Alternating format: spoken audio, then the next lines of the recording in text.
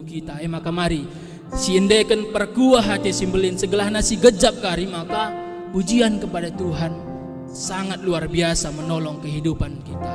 Seruan kepada Tuhan sangat luar biasa dapat membalikkan kehidupan kita 180 derajat.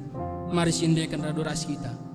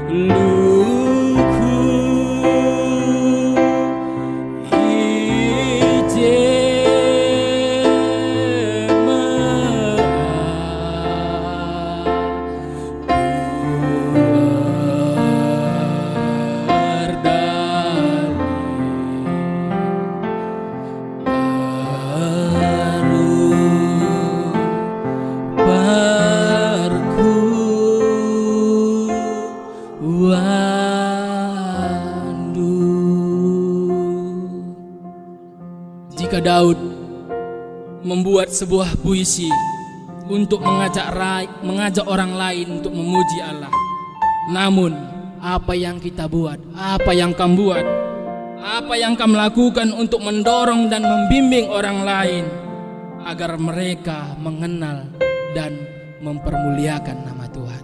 Soli Deo Gloria, pujian hanya bagi nama Tuhan.